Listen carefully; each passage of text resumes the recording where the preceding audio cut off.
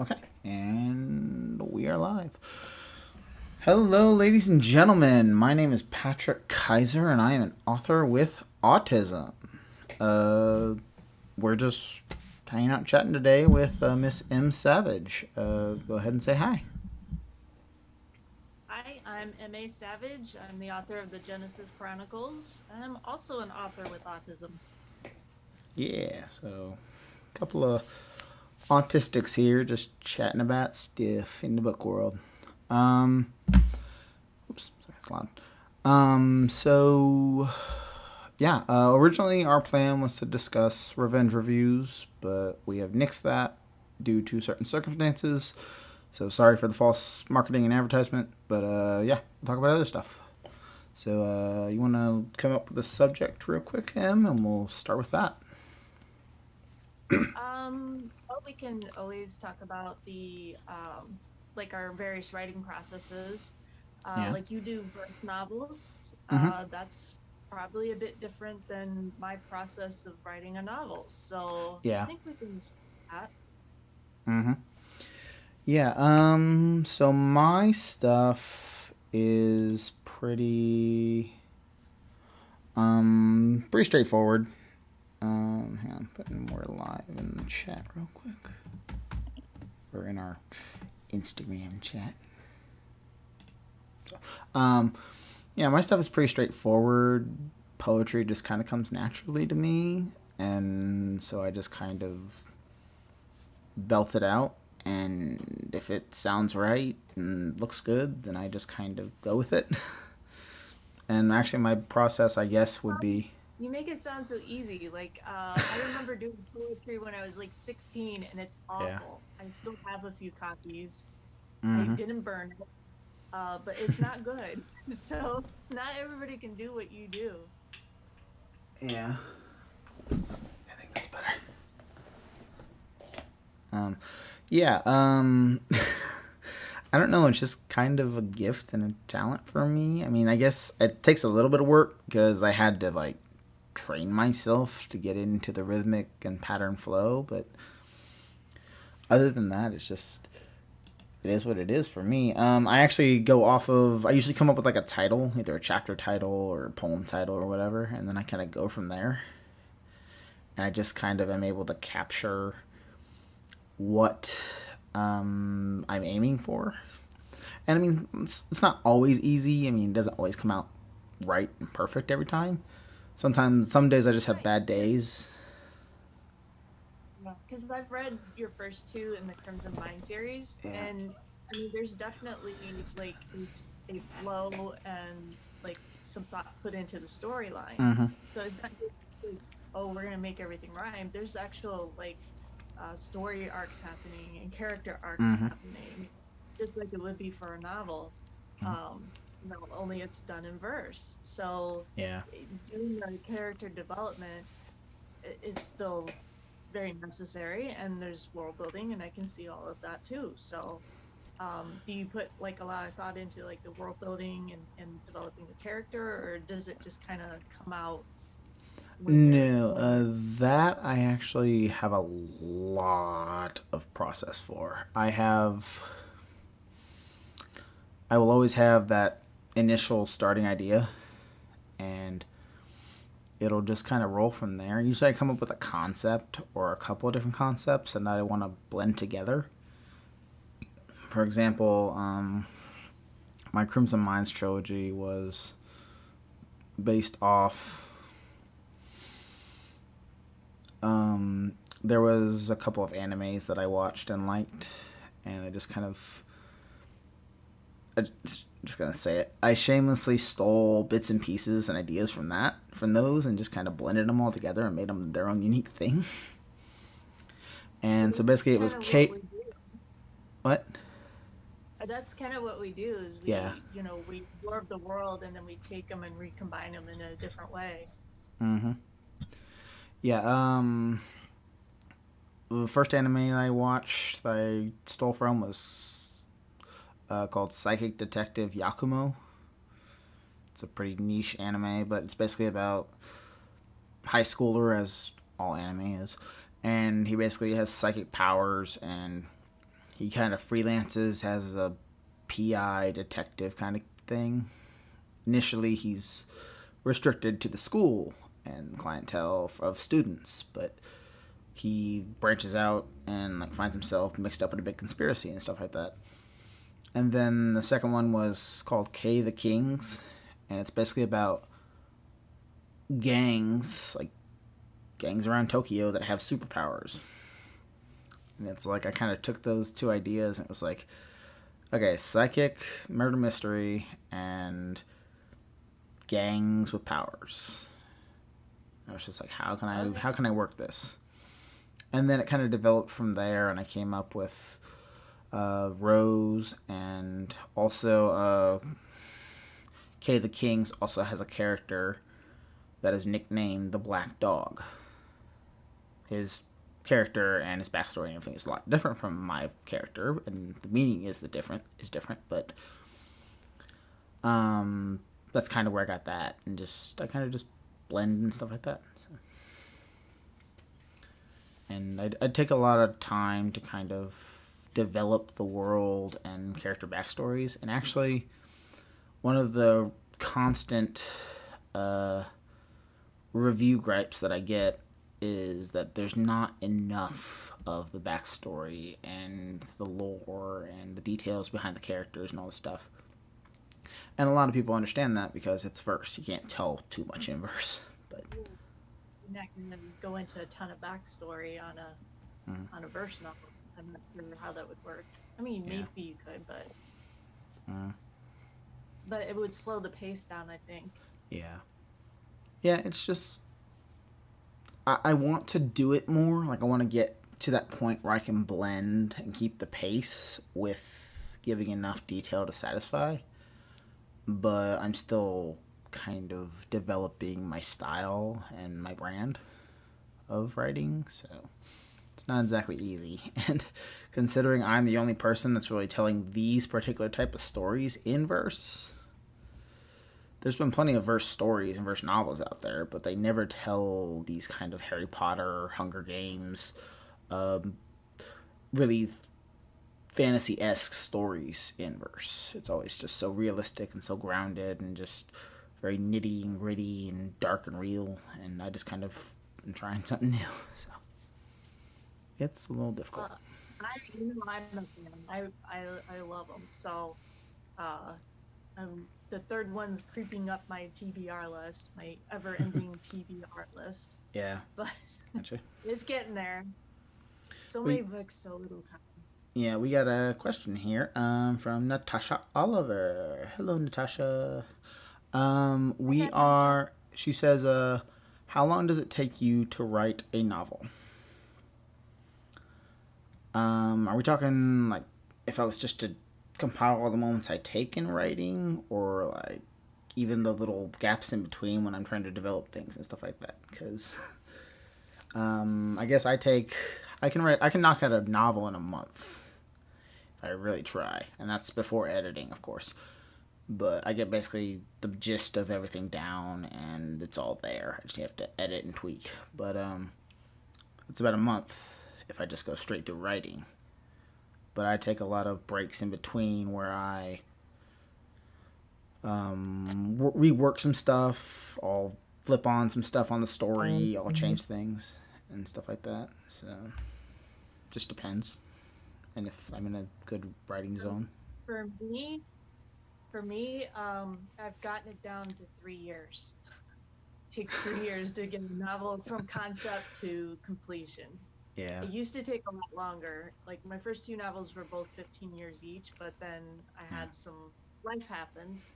But since 2018, when I really started digging down into the process and got on IG and started talking to more independent writers and what their process is, I've kind of tweaked it down to 3 years, which is pretty amazing for an epic fantasy or epic sci-fi when you think about how much work goes into developing characters and developing the world, and when you're doing a sequel, tying all those threads together, it does take a lot of time. So, I mean, I don't like sit down in front of the computer and work 8 hours a day. I know Yeah. some people do that. I don't have that luxury. Mm-hmm. So for me as a part-time author, yeah, it'll take me about 3 years. Maybe if I can do this Yeah. full time and make a living at this, I could do that in a much less time. But right now, Yeah. I'm pretty happy with 3 years. So Yeah. That's the dream. What's your word count on average per book? for me, it's I shoot for about 100,000 words per Eee. novel. Yeah. Yeah, So that's why anything about mine is 100. so short. Yeah, so I feel like that's the sweet spot. If I can hit Mm-hmm. that number, then um, Yeah. I've noticed lately since I've started doing nano that I tend to underwrite my first draft. Mm-hmm. So it's usually right about 100,000, and then I start adding to it in editing, and then the final edits I go Mm-hmm. shrink back down to 100. So Yeah. um, give and take, all those give and take, it's usually around 100,000. Mm-hmm. Yeah, mine is probably averages around 20 to 25,000. So, but again, they're verse novels, so there's a lot of white space on the page. The certain pace and the formatting and things like that. Mm-hmm. So yeah, Yeah, that's why I can knock them out so quick. It's like if I'm on a roll, I can pump it out because it's so short. that makes sense because like Nano, I put out 50,000 during November, Nano Mm-hmm. National Writing Month. Yeah, Um, yeah, in a month I do 50,000 words. yeah, Isn't that crazy when you think about yeah. it? Like It when is. I was starting out, Yeah. I looked at you, I'm like, there's no way you can get 50,000 words in Mm-hmm. a month. That's crazy. Yeah. And then I actually tried it in 2019 and I did it. And I'm like, Mm-hmm. okay, maybe there's something here. And then I did Camp Nano both in April and July, finish out the draft at 100,000. So I do 25 in Yeah. April and 25 in July, and then my draft is done for the year. Yeah. So so yeah, and then I did it again in 2020 and I did it again in 2021. So I've done 3 novels this way through NaNoWriMo. Mm-hmm. And yeah, I'm sold. Yeah. I'm definitely sold on Nano. Yeah. Nano. I've never been able to really commit to Nano. Yeah. But yeah, I get the appeal, and like I said, I can easily do it if I try. But I just don't like committing I don't like picking a particular month to really do that kind of thing. I just would rather kind of do it at my own pace. Right. So So, what's yeah. that? Very different style of storytelling, but both amazing, she says. Oh, So, thanks. yeah, thank you. Um, so yeah, a quick thing for everybody who's watching. If you could give us a like on the video for sure, share it if you can, and if you guys are interested, I have free audiobook codes for my new audiobook Frost. If anybody wants a free code, hopefully you guys can review it as well. But yeah, so yeah, we talked about processes. Yeah, take them, Go yeah, ahead. take them up on that because, like I said, I really enjoyed Crimson Mine, so I Mm-hmm. imagine Frost is just as amazing. So Yeah. Yeah, and actually, the narrator that did Frost and is going to do the rest of that series has also agreed to do Crimson Mines for me. nice. Yeah, fun times. Uh, Um, what was the audiobook process? Because I've been thinking about this, but I have no mm. idea where to start with audiobooks. Like, you have to hire a narrator. I mean, what is involved with that? so I go through ACX, which is Amazon's, like, it's kind of like their Kindle publishing, but for audiobooks. So Mhm. basically, you have to have the book already up on Amazon. And Okay. then you go to ACX and you use the same account you use for your Kindle Direct Publishing account. And Okay. then like you claim your book. So like you have to go through the list of books and say, hey, this one's mine. I own the rights to this one. So this is the one I want to have an audiobook done for. And then you can do it one of two ways. You can already have a narrator chosen. Well, you can do it one of three ways, actually. So you can do it yourself. You can record everything yourself, do all that, have the files ready, and they'll let you just upload it and everything that way. Yeah. But that actually gets you more money in the long I run. have a voice for radio. Yeah. That actually gets you more money in the long run. But in my opinion, you sacrifice quality unless you're a professional voice actor. So, then the second one is you can have a narrator chosen, in which case you select your book and you say, hey, I want to offer so and so to do my audiobook. And then you have to decide with the narrator if you want to do money up front, if you want to do royalty share, which basically splits each sale down the middle. And then you can also say, I want to do a mix of both. Or you can do one and then pay them directly on the side. That's what I did with mine. So we did our direct payments through PayPal, and then we just selected our royalty share. And then you can also go through the process of getting auditions. Natasha Oliver. Yes, ACX is only for KDP. But your book, if you choose so, it'll go on Audible, it'll go on Amazon, it'll go on iTunes, I think, or Apple, whatever. So, but yeah, you can choose to go through auditions for a narrator, in which case you fill out everything and you say, hey, I want this gender of person, I want this style of reading, I want this kind of voice. Here's a small snippet of what I want you to read. Make a quick recording, and I will say yes or no to you.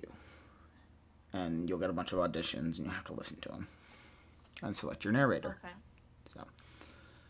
And then, so after that, once you get the process started, if you have a narrator, you have to, you have a 15-minute checkpoint, which basically is the first one or two chapters, whatever they can fit into that 15 minutes.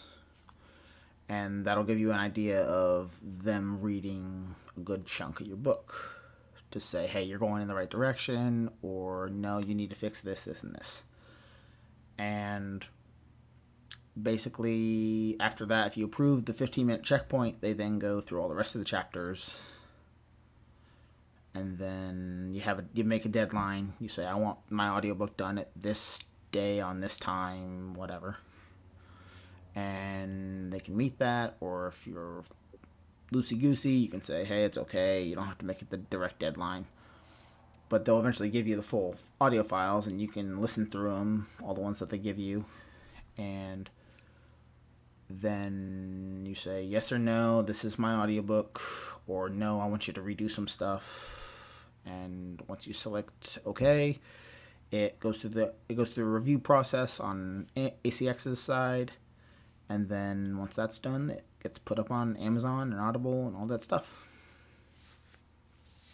So when they charge for like something, is it like based on the word count or how? Yeah, I think it's based on the length. So like my books go for around $6 on Amazon, my audiobooks, because they're so short. Like mine max out at around 2 to 3 hours.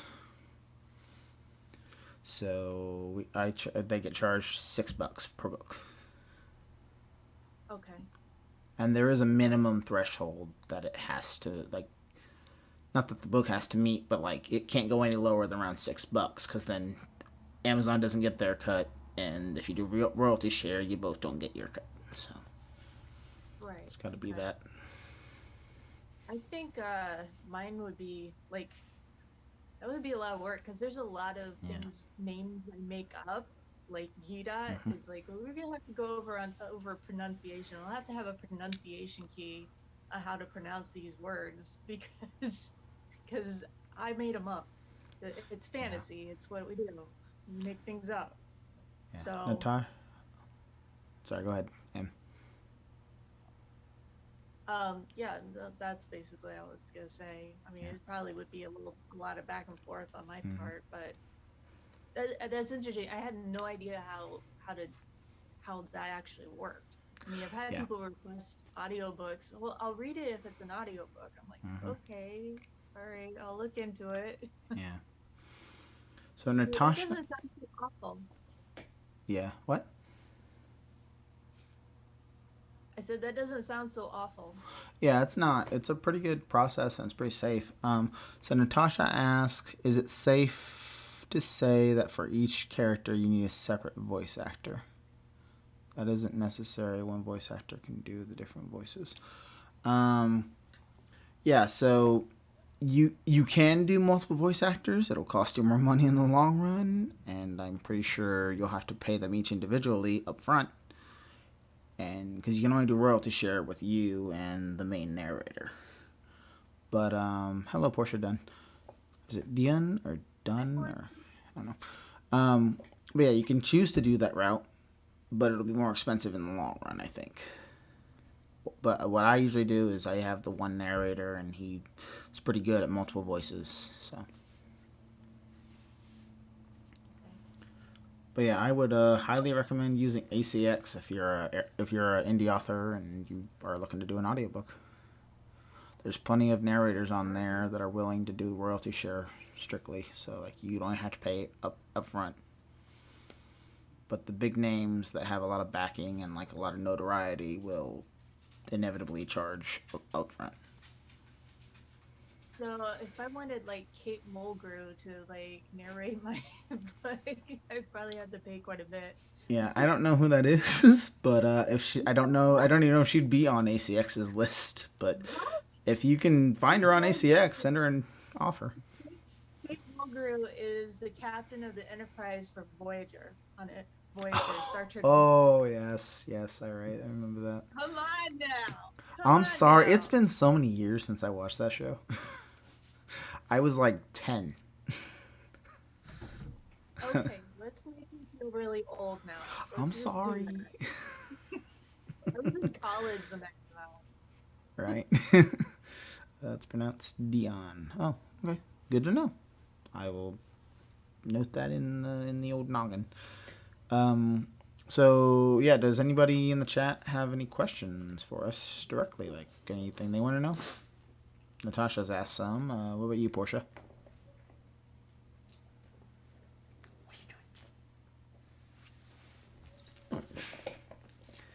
I got a dog.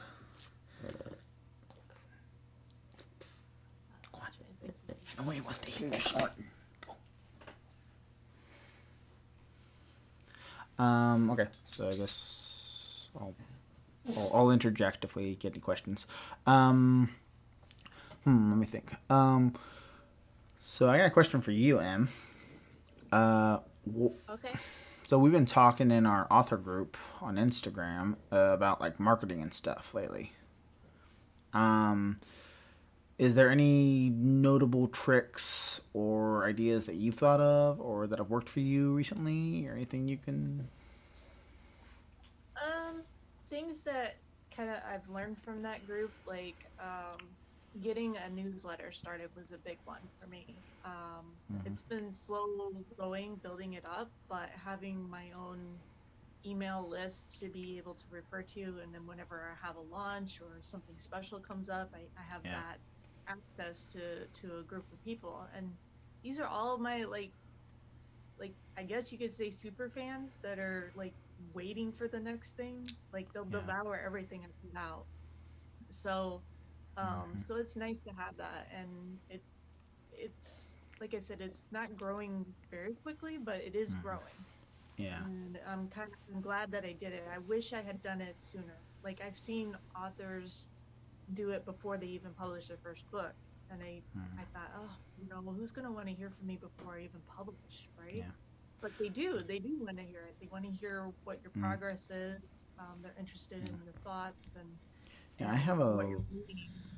a lot of like big name author tubers or booktubers, people on like social medias and that have a following and stuff. A lot of them like are very insistent on you need to market and build your platform before you publish. That way, when you publish, you'll get a bunch of sales right off the bat. And it's like, oh yeah, that's fine and dandy for you, but for most people, and it's kind of hard. But Yeah, I mean, not most of us don't have like a huge budget to work with. mm, So looking for things that I can do that doesn't cost money but still mm, gets a bit of reach out there. I'm sure I could get further if I had a lot of money to spend on like Google ads yeah, or Amazon ads or all of that, or mm-hmm, subscribing to different things. I'm sure I could get a lot further, but I just don't have the funds to do that. Like the biggest expense that I had recently was to get ISBN numbers. So that mm, was a big deal. We spent $300 to get 10 ISBNs. yeah, But then the way I looked at it was now I can expand my distribution to other things. So mm, it's worth the investment if I'm able to reach a bit further than Amazon does. yeah, And Amazon's been good. It has. I mean, my book has mm-hmm, been around the world, which boggles my mind. 10 years ago, I wouldn't have thought that. mm, But it has. It's been around the world. You know, there's India, Australia, you know, the UK, France, all these different places. And I'm like, that's just wild to me that there are copies of my book in other places like that. mm, But yeah, I'm looking at like maybe expanding to Ingram Spark, being able to approach libraries, being able to approach bookstores, that kind of thing.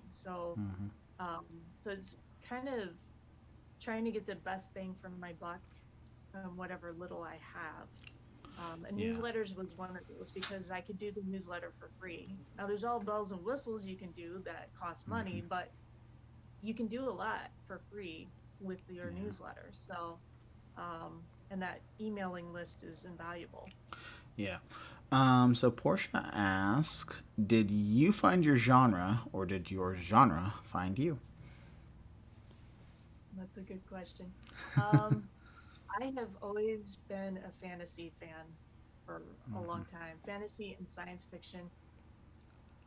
The thing that's got me started was seeing Star Wars A New Hope in the theater. Yes, I'm that old that I had mm-hmm. seen the original Star Wars in the theater, and that's what set me off on science fiction and fantasy. Yeah. 2 years old. I was two. Mm-hmm. My my story is kind of a little more complex. So, I mean, yes, I always wanted to do fantasy stories, kind of like what I'm already writing.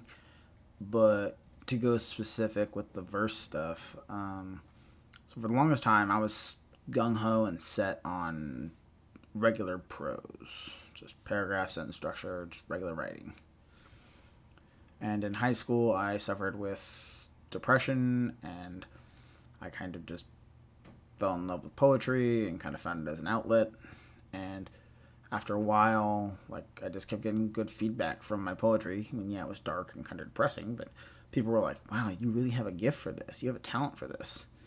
And I was like, "Okay, like, I have no formal training. I don't even know half the time what I'm doing. I'm just kind of doing it." But okay. And so another couple of years went by, and I was trying to still do regular prose, and poetry was just kind of an on the side thing. But like, I was starting to get more comfortable with the fact of like, it is kind of a gift. And eventually, like, I got right before I published in 2019, probably, like, I had a bunch of poems, just one off poems backed up in my computer and stuff, and I was like, okay, I'll try self publishing a couple of poetry collections on Amazon. And so I did that, and they did pretty well. And so I was like, okay, so there's something here. And then I immediately switched from my prose writing of the same stories I was working on, and I just kind of went, okay, I'm going to try it in verse, in my verse, my way of verse. And I did it, and the end result is what has been on the page that you've seen. So, and it seems to be working. So it's like, okay, cool. It's pretty So cool. I like that. yeah, See, my poetry was also depressing, but it was not good. So yeah, you have something. yeah. Well, like, the other thing is, like, I kind of wanted to just prove the naysayers wrong, because like I said before, like so much of the popular verse right now, and even then, was so real world, dark, heavy, depressing, nitty gritty, dealt with sexual abuse, drug abuse, racism, all that stuff. And that stuff needs to be addressed for sure. But I always wondered, I was like, why is no one writing anything like fun and built more for escapism? Like Harry Potter or Hunger Games or Percy Jackson or whatever. Like there's no stories like that in verse. And I looked it up on like Reddit and Google and stuff, and like everything, everywhere I went, it was like, you can't tell those kind of stories in verse. It just doesn't work. You can't do it. And I was like, okay, now I kind of have to do it to prove you wrong. Because like I don't buy into that stuff. It's like if you have the idea and you have the ability, well, you have to build up to that ability, or you have it innately. It's like you can make anything work. You just have to find the way to do it. So nothing is impossible, especially in writing. No, nothing's impossible in writing. So, but yeah, that was kind of my thing. It was just like I decided to do poetry because apparently I had a talent for it and wanted to try it out, and also just to be like, hey, I'm doing these stories you said couldn't be done. I mean, come on, there's something here. And so now it's like I'm still kind of the only one doing those kind of stories in verse, and I'm just like, okay, like, come on, somebody follow suit. Like, we need more of this. Like, it works. So, But it's gonna hit critical mass at some point. It is. mm-hmm. Because it works. Yeah, I like it. I do, yeah. for sure. Well, like, the biggest thing is that what was I gonna say? I had a brain fart. Um, is that like so much of verse is just it's becoming more of a regular thing. It's becoming more popular. Like I'm seeing more and more verse novels top the charts and get on bestsellers list and win awards and stuff. And it's like, okay, so this is something that's coming, that's happening, and I'm just kind of over here in my little corner writing my books, and it's like, okay, notice me, senpai. Like I am here. So you're not a trend chaser at all, right? No. Because I see some authors that chase trends or they chase a certain genre because it's what's hap- happening right now. Yeah. So they go and they write to the genre that's kind of popular. Yeah. But I don't know. I've never been that way. I just kind of write what I write, you know? Yeah. It's the story. I've written it. It's been a story in my mind for decades, literally decades. And it's just something I have to write, Yeah. whether Well. it's the popular thing in fantasy or not. Mm, yeah. Let me first say thanks, Natasha. Appreciate the words of encouragement. Secondly, yeah, it's like I hate. I don't hate is a strong word, but I really dislike that so many of the people like in the authority positions of publishing and everything, they're always like, yeah, you got to trace what's popular and what's trendy and everything like that. That's what sells, blah blah blah. And I'm just like, okay, what if you write something unique that then becomes the trend? Like, is that not Right. better? Yeah, I've noticed traditional publishers, like the bigger ones, tend to go what's safer, what they know that they can Mm-hmm. market. Small publishing will take some risks. Um, but I think that's why I'm an indie because Mm-hmm. it's not necessarily what I write is not necessarily fitting into nice, neat marketing boxes. Mm-hmm. So if they don't know how to market it, I'm not really sure how to market it. Yeah. Um, that's a problem. Like a big publishing company is not going to pick me up because they don't know how to market it. Yeah. But I've read a lot of indies and they're so fantastic and they Mm-hmm. kind of cross these lines. Mm-hmm. They're not a specific genre. They're not like one thing. They're like multiple things. There's multiple types of things happening. Like there'll be fantasy and mystery and thriller all mixed into one. And it's like, Yeah. how do you market that? You don't call it, thriller, Mm-hmm. mystery, fantasy, or fantasy, thriller, mystery, or I don't know, Mm-hmm. how do you even market that? Because that's what it is. It's this blend of things that come together to make this story. So it's not just fantasy, it's something Mm-hmm. else. It's not just sci-fi. There's also these other things happening. Mm-hmm. So um, it's so much more than the box. Yeah, I and love those stories. that's kind of like the benefit of indie publishing and doing it through Amazon or even uh, what was there the Nook, Barnes and Noble. That's what it is. Even going like that route, Um, it's like yeah, you can literally. There are so many stories that are coming out because people are able to just do it on their own and don't have to be beholden to the gatekeepers. That you're getting these stories that would never see the light of day otherwise. And it's right. like they're really good. And also, just the benefit of self publishing is just you have all the control. If it fails or if it Yep, works, it's on you. But also, just true. you don't have some editor or some publisher saying, oh, you can't include this scene because it's too risque, or you can't include this subject matter or this word because blah blah blah. It's like, no, no, no. This is my book. I'm gonna include this, and if it fails, it's on me. And then like also just covers and different other things like that. It's like you have the final say and things like that. But Right, exactly. just I don't know. Like when you talk about genres, like creating your own genre, like that's what I kind of did. Like because I coined my stuff verse Still thrillers. don't know. What? I still don't know genre specific. I mean, it's obviously fantasy that I'm Mm, writing, yeah, but there's other things going on. It's not your typical, yeah, Western European medieval type of yeah, format that you see a lot of fantasy in. It's yeah. something else. Um, Yep. And that's kind yeah, of another thing that I've actually kind of been learning about marketing is little taglines or little nicknames or titles or things are very important because if you can convey what it is in a very short, brief thing, and you say that and it's catchy and people start liking it and using it, that's what gets you building up. So like for mine, it's verse thrillers, and like I have my own hashtag that I'm trying to make work.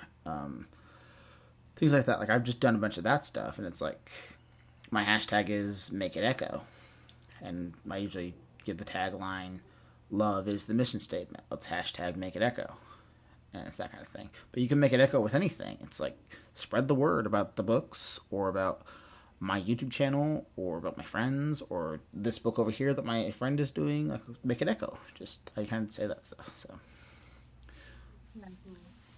and then like Um, for oh, the synopsis was one of those beasts that I hadn't really slayed, mm, but I felt like I got it right for this third book.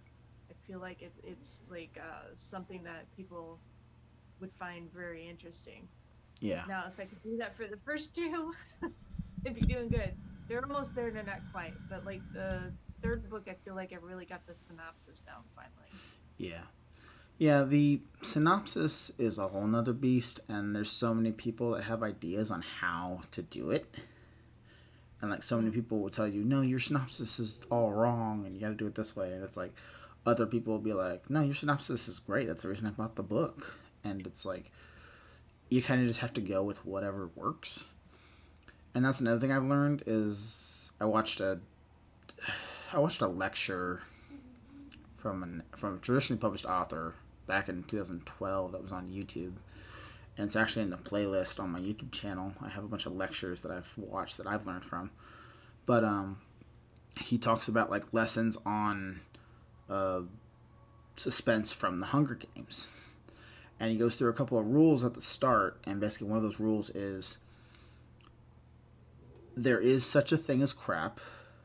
There's also just not being in the audience, and that's kind of where we have to figure out for ourselves, like who's in our audience, like who's being just critical just to be mean and stupid, and who actually is in our audience and trying to be constructive and give us decent feedback. Like, and also just right, is our book actually sucky? Like, that's kind of the balancing act you have to right. figure out. I've gotten feedback, I've gotten reviews even where, they didn't like certain things and they just, the ones that are really constructive, I do I push appreciate it. them.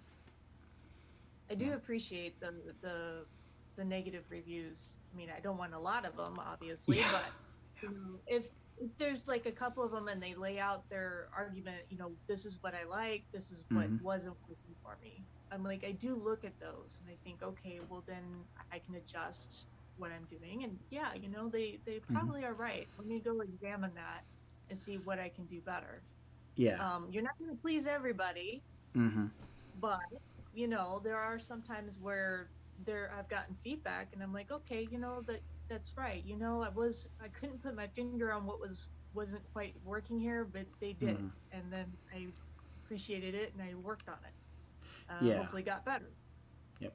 So yeah, I think the feedback is critical because then Mm-hmm. you know what's working and what isn't working and get more of it's hard to put yourself in the shoes of your reader if you don't know what their thought is. Yeah. So Yeah, that is definitely something to be aware of. Just and like you said, like negative reviews are not the end of the world. I mean, honestly, something I've learned, and I never knew this before, but apparently the algorithm will actually give you more favor if you have a more sporadic, like different levels of reviews. Like if you have not just all 5 stars or 4 stars, but if you have a probably 15% or 20% of like 1 stars, 2 stars, 3 stars mixed in with that, it'll give you better standing in the ratings, and like your book will show up more because to the algorithm, it interprets nothing but 5 stars or 4 stars as something's wonky here. They might be cheating. They might be having people just giving them good reviews just for the heck of it, and it's that kind of thing. So like negative reviews are good. Again, like you said, like we don't want a bunch of them. We'd rather have more good reviews, but you want to have that sporadic number.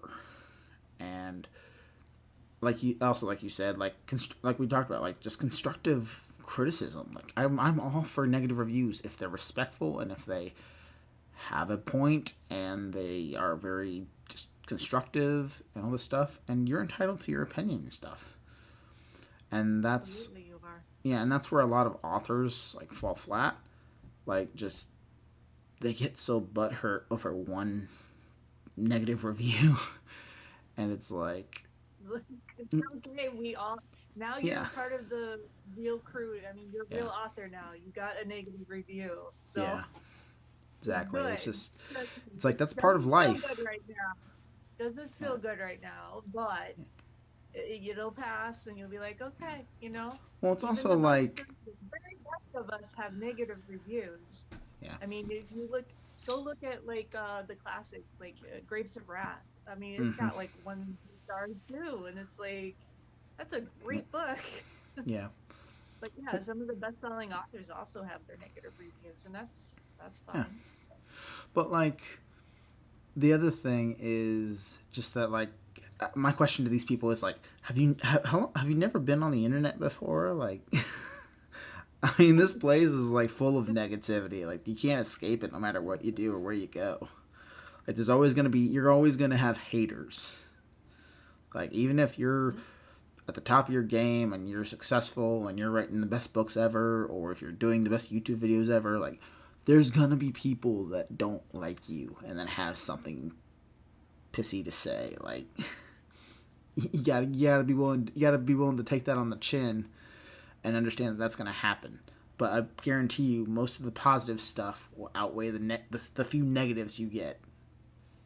So just And sometimes those negative reviews will sell the book. uh huh. Like I've purchased things off of a 1 or 2 star review. Like Yep. somebody they didn't like this, and I'm like, you know Yeah. what? That sounds like a book I want to read. So I'm gonna buy this book Yep. because I mean, for the positive ones, of course, yeah, but because somebody said, well, I don't like this aspect, and I'm like, well, that sounds like something I'd actually like. So Yeah. I'm gonna buy that. Yeah, it's like a So trash fire going on in the bed of a pickup truck going down the opposite way down the highway. It's like you don't want to, but you just gotta look. It's like that piques your interest more than if it was like just a regular truck. It's like, ooh, I want to get that. right. Like it's like you just it's that reverse Oh, I'm psychology thing. interested. So, what? Yeah. I'm like, yeah, that sounds like something I really want. So Yeah. that was It's like interesting. Okay. some human nature. I mean, we want what we can't have or Learn some what more things. everybody else Yeah. hates. It's like so You don't do that. And I'm like, okay, I'm gonna go do it right because I exactly. want to So see what it's all about. yeah, yeah, it's like that. But so where do you like? I'm thinking the way to word this. So, what kind of fiction or stories or mediums do you watch, read, or whatever, and get inspired from? Like, do you watch a lot of TV? Are you more of a movie buff? Do you read more? Do you like anime? Do you like comics? What? Do it all. I'm an omnivore. I'll unless it's reality TV. No, that I do Yeah. not like. I decidedly do not like that. Mm-hmm. Unless it's like creative, like the British baking show, that kind of thing, where people are being creative. I like those, Yeah. but like the high drama stuff, it's not reality, so I Yeah. don't really care for that at all. But Mm-hmm. I watch a lot of sci-fi, of course. It's like Yeah. probably my favorite thing to watch. Mm-hmm. So I could probably tell you everything there is to know about different sci-fi shows out there. Um, Yeah. I do watch a lot of procedurals. Uh, like I'm Mm-hmm. watching Castle now. Like I'm Ooh, doing the reruns of Castle. I love Castle. love Yeah, Castle. Castle's By awesome. far my favorite show. I kind Yes, of but I fell off at around I season 6, but or after season 6. yeah. I also watched like Bones or Criminal Minds Mm-hmm. or CSI. I do like all of those Great stuff. procedurals. Mm-hmm. I've watched military procedurals. I'm Mm-hmm. kind of interested in that. I've watched fantasy. I've watched um, some romance. I probably don't watch as much of that. I'm not really a big Hallmark Channel fan. Not really my thing. No, I'm not. Nah, yeah, I get it. Not everybody is. I mean, I'm a Um, sucker for it, and I one watch show, it with my fiance and my stepmother and stuff. But one show I wish they would have renewed was Mind Hunters. Now that was fascinating. That was a good yeah, show. But yeah, I'll at least check things out. But yeah, procedurals, sci-fi, and bye, fantasy. Those Natasha. are my favorites. Yeah. Yeah, yeah. On the castle subject, I'm just gonna say Nathan Fillion is my spirit animal. Nathan Fillion is my spirit animal. Putting that on a t-shirt. I love yeah, Nathan Fillion is my spirit animal. Yeah. Yeah, yeah, I'm gonna make that up now. I I do. love him. He's great in everything Firefly, he's in. Firefly was the first time I saw him, Mm-hmm. and yeah, I was totally a fan from that point on, and Mm-hmm. anything he's in. I'm watching The Rookie. Yeah. He's in that now. Yeah. I haven't So I've watched been that show yet. watching. It's good. It's got a lot of heart. It's Mm-hmm. a guy in his 40s making a career change to be a police officer, Yep. and that's kind of the premise. And so Yeah. he's a rookie, and so it kind of goes through all these different scenarios that police deal with on a day-to-day basis. Yeah, and So he has a different um, perspective, I'm sure. yeah, so I have to catch up with it, but yeah, I've been watching that one, and he's Mm-hmm. very good in that as well. So Yeah. I'm big on procedurals as well. I haven't gotten to a lot of the new ones though, just because I feel like for me they're inserting a little too much of Hollywood politics into it and just other stuff that I just have no interest in. It's like for me it just ruins the stories. It's like okay, like cool, but what benefit does this bring to the story? Instead they're just using it as a box to check. But I get like a lot of the appeal and stuff. Like I'm actually watching NCIS Hawaii right now. Okay. That one's pretty good. Yeah, I've been seen it in CIS. Oh, I also started watching Greenleaf. I Greenleaf. really like that. That's a lot of um it's high drama, but it's Mm-hmm. just so well done, so well written. I really Yeah. enjoyed that. So I'm gonna watch. I think there's another one called is it Sugar something? Mm-hmm. There's another one from the same producers. I want to check that out. But yeah, I really really enjoyed that show too. Mm-hmm. Um, and then there's a few on Netflix like The Sinner, Mm-hmm. um, Ozark. That was Mm-hmm. a crazy show. Yeah. Um, Dear White People, that I enjoyed Mm. watching. Yeah. That was a good show. Yeah. So yeah, there's a lot. Yeah. I actually, so like I said, I've been watching NCIS Hawaii and stuff, and I watch a lot of reruns. Like I constantly binge watch through the seasons of Castle and NCIS that I have on Netflix and on my PlayStation video catalog. So I do that a lot. I'm actually on a very big anime kick right now. Like me and my fiance just love anime, and we just go through shows and seasons, and we're just like watching it together and making a date. So I need to get back to that. Like Cowboy Bebop is probably my all-time favorite. So, yeah, and that's been around for a while. But yeah, there's others, Bleach is good. I like Bleach. yeah. So, Bleach is good. Naruto, I have, oh, was it the Titans? Attack on Titan. Attack on Titan. Yeah, that. Yeah, I wasn't able to get into that one. I like.